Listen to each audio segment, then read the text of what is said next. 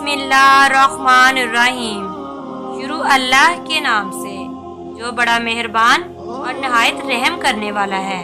حضرت مریم علیہ السلام وہ پاک باز اور پاکیزہ عورت ہے جن کے نام پر قرآن مجید میں ایک پوری سورت اتار دی گئی، اور قرآن پاک آپ کی پیدائش، پرورش، کفالت اور آپ کے ہاں حضرت عیسیٰ علیہ السلام کی پیدائش کے واقعات کو کھول کھول کر بیان کرتا ہے، تاکہ لوگ اللہ تعالیٰ کی محبوب بندی کے بارے میں شک و شبہ نہ رکھیں۔ حضرت مریم علیہ السلام حضرت داؤد علیہ السلام کی نسل سے تعلق رکھتی ہیں۔ آپ کے والد محترم اس دور میں بنی اسرائیل کے امام نماز تھے، اور آپ کی والدہ محترمہ بھی عابدہ اور زاہدہ عورت تھی۔ اس دور میں اللہ تعالیٰ نے بنی اسرائیل کی قوم پر حضرت زکریا علیہ السلام کو مبعوث فرمایا تھا۔ جب حضرت مریم علیہ السلام کی والدہ کے ہاں اولاد نہیں تھی تو انہوں نے اللہ کے نام یہ نظر مانگی کہ اگر ان کے ہاں اولاد ہوئی تو وہ اسے بیت المقدس کی خدمت کے لیے وقف کر دیں گی۔ اس وقت کے رواج کے مطابق جو لڑکا اللہ تعالیٰ کی نظر کر دیا جاتا وہ نہ تو شادی کرتا تھا اور نہ ہی دنیاوی مشاغل میں دلچسپی رکھتا تھا، صرف عبادت گاہ کی عبادت کرتا اور خود عبادت میں مشغول رہتا تھا۔ حضرت مریم کی والدہ بھی بیٹے کے عطا کرنے کی دعا اس لیے کی تھی کہ رواج کے مطابق عبادت گاہ کی خدمت کے لیے تو صرف لڑکوں کو قبول کیا جاتا تھا، لڑکیوں کے لیے یہ اجازت نہیں تھی۔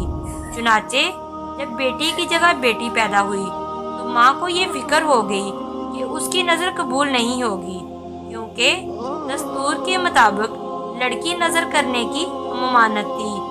اسی کشمکش میں اللہ تعالیٰ سے یہ دعا کی کہ اے رب، میں نے تو بڑے لڑکے کی درخواست کی تھی، لیکن جو اللہ تعالیٰ کی ذات پاک کا علم ہے وہاں تک انسانی سوچ کیسے پہنچ سکتی ہے۔ اللہ تعالیٰ نے جس لڑکی کو پیدا فرمایا تھا اسے دراصل مقدس ماں بنانا مقصود تھا، جس میں سے ایک عظیم و شان مبارک و مسعود بیٹے نے پیدا ہونا تھا جو پیدائشی نبی تھا۔ بہرحال حضرت مریم کی پیدائش ہو جاتی ہے اور وہ مدت ریاضت ختم ہو جاتی ہے تو آپ کی والدہ محترمہ آپ کو بیت المقدس لے جاتی ہیں تاکہ مجاوروں کے سپرد کر کے اپنی منت پوری کریں۔ وہاں مجاوروں کے درمیان لڑائی ہو جاتی ہے۔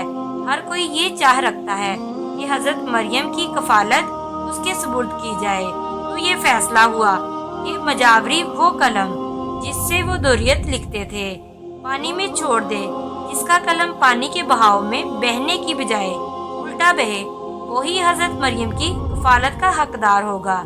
اس مقابلے میں حضرت زکریا علیہ السلام بھی شامل تھے۔ ان کے قلم کو اللہ تعالیٰ نے پانی میں بہاؤ کے الٹے طرف بہایا اور وہ حضرت مریم کی کفالت کے حقدار ہو گئے، اور بی بی مریم کو اللہ کی منشا کے مطابق حضرت زکریا کی کفالت میں دے دیا گیا۔ حضرت زکریا کی بیوی حضرت مریم کی خالہ لگتی تھی، اس لیے ان کی پرورش ان سے بڑھ کر کون کر سکتا تھا۔ اسی طرح حضرت مریم بیت المقدس میں رہائش پذیر ہو گئی۔ آپ کے لیے ایک کمرہ مخصوص کر دیا گیا جہاں حضرت زکریا کے علاوہ کوئی نہیں جا سکتا تھا۔ آپ دن رات اللہ تعالیٰ کی عبادت میں مشغول رہتی تھی۔ جب بھی حضرت زکریا آپ کے پاس آتے تو وہ حیران ہوتے، کیونکہ آپ کے پاس بے موسم پھل موجود ہوتے تھے۔ گرمیوں کے پھل سردیوں کے موسم میں موجود ہوتے تھے اور سردیوں کے پھل گرمیوں کے موسم میں موجود ہوتے تھے۔ حضرت زکریا کی حیرت بجا تھی۔ آپ نے حضرت مریم سے پوچھا کہ یہ پھل کہاں سے آتے ہیں، کون دے جاتا ہے آپ کو؟ حضرت مریم پرسکون ہو کر فرماتی ہیں کہ اللہ کے پاس سے۔ تبھی حضرت زکریا نے اللہ تعالیٰ سے وارث کے لیے دعا فرمائی۔ آپ کی بیوی کے بانجھ ہونے کے باوجود معجزہ خدا سے آپ کے ہاں حضرت یحییٰ کی ولادت ہوئی۔ حضرت مریم کی عظمت و فضیلت کو رب کریم نے بار بار قرآن مجید میں فرمایا ہے اور اپنی مومنہ بندی کی پاکیزگی اور پاک دامنی کا اعلان کیا ہے۔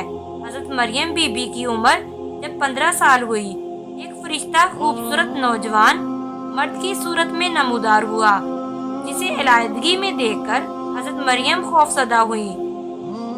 وہ اپنی عصمت کی حفاظت کے لیے فکر مند ہو گئی، وہ کہ فرشتے کے چہرے پر تقوی کے آثار نمایاں تھے، تاہم بی بی نے اپنی عصمت کی حفاظت کے لیے خود کو اللہ کی پناہ میں دے دیا۔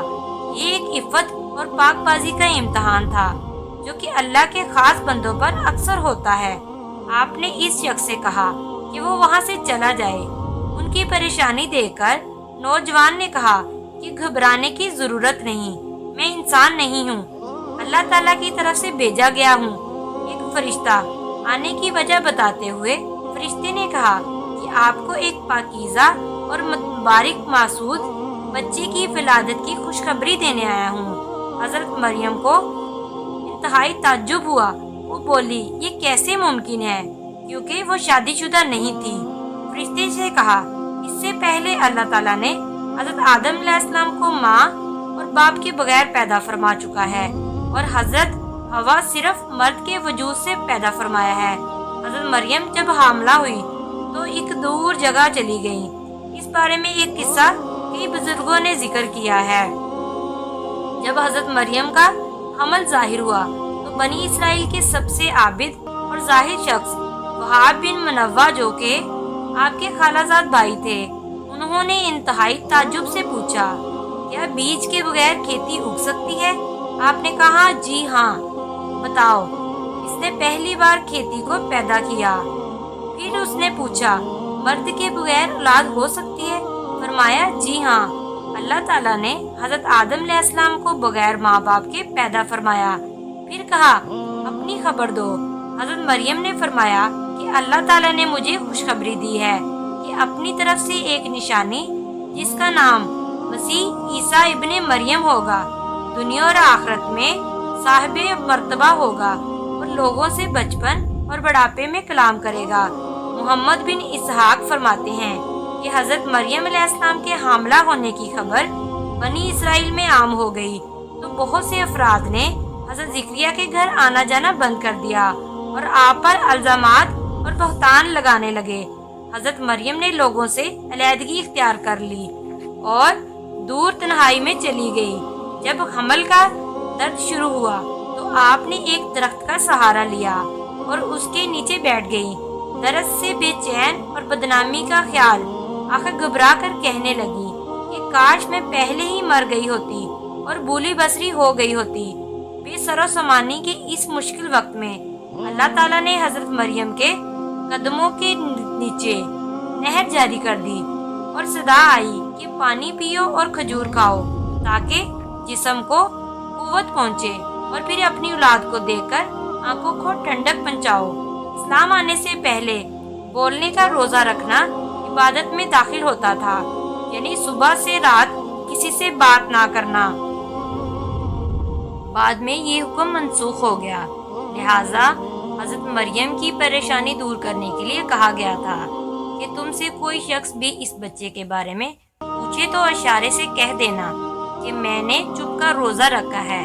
جب حضرت مریم علیہ السلام کو کچھ تسلی ہوئی اور حضرت عیسیٰ علیہ السلام پیدا ہوئے، پھر آپ اپنے بیٹے کو قوم کے پاس لے آئی۔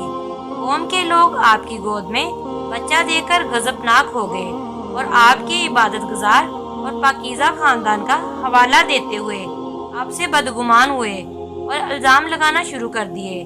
جب حالات بہت تنگ ہو گئے اور یہ سوچ سمجھ کے دروازے بھی بند ہو گئے، صرف توکل کا دارومدار اللہ کی ذات ہی رہ گئی، تو حضرت مریم نے بچے کی طرف اشارہ کرتے ہوئے کہا کہ بچے سے بات کر لو، تمہارے سارے سوالوں کے جواب یہ بچہ دے گا۔ سرکش لوگوں نے کہا کہ بھلا یہ دودھ پیتا بچہ ہمارے سوالوں کے جواب کیسے دے گا، ہم کیوں کریں اس سے گفتگو؟ قوم کا یہ کلام سن کر حضرت عیسیٰ علیہ السلام نے تقریر شروع کر دی، جس کا ذکر اللہ تعالیٰ نے قرآن مجید میں یوں فرمایا ہے کہ اور جب بچے نے فرمایا میں ہوں اللہ کا بندہ، اس نے مجھے کتاب دی اور مجھے نبی کیا، اس نے مجھے مبارک کیا، میں کہیں ہوں، مجھے نماز اور تقوی کی تاکید فرمائی، جب تک میں جیوں اپنی ماں سے اچھا سلوک کرنے والا اور مجھے زبردست بدبخت نہیں بنایا، اور سلامتی ہے مجھ پر جس دن میں پیدا ہوا اور جس دن میں مروں اور جس دن زندہ اٹھایا جاؤں گا۔ حضرت عیسیٰ کے اس زندگی کے متعلق اسرائیلی روایات میں بے شمار واقعات موجود ہیں ان میں سے ایک انجیل میں ہے جو حضرت وہاب بن منوع سے منقول ہے۔ حضرت عیسیٰ علیہ السلام کی ولادت کی شب فارس کے بادشاہ نے آسمان پر ایک نیک ستارہ روشن دیکھا۔ نجومیوں سے دریافت کیا تو بتایا گیا کہ اس ستارے کا طلوع کسی عظیم و شان ہستی کی پیدائش کی خبر دیتا ہے جو ملک شام میں پیدا ہوئی ہے۔ بادشاہ نے خوشبوؤں کے عمدہ تحفے دے کر ایک وفد کو ملک شام روانہ کیا۔ ملک شام پہنچ کر وفد نے یہودیوں کے بادشاہ سے تمام حالات دریافت کرنا چاہے۔ وفد کی زبانی واقعہ سن کر بادشاہ گھبرایا اور پھر وفد کو اجازت دے دی کہ وہ بچے کے متعلق معلومات حاصل کر لے۔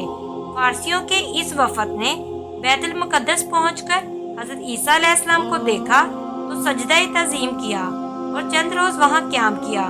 اسی دوران اس وفد کے بعد آدمیوں نے خواب میں اپنے بادشاہ کو اس بچے کا دشمن دیکھا اور لوگوں نے حضرت مریم کو اپنا خواب سنایا اور مشورہ دیا کہ اس بچے کو کسی محفوظ جگہ لے جائے۔ اس کے بعد حضرت مریم علیہ السلام حضرت عیسیٰ علیہ السلام کو لے کر مصر چلی گئیں۔ جب حضرت عیسیٰ علیہ السلام کی عمر مبارک 13 برس ہوئی تو بیت المقدس واپس آ گئیں۔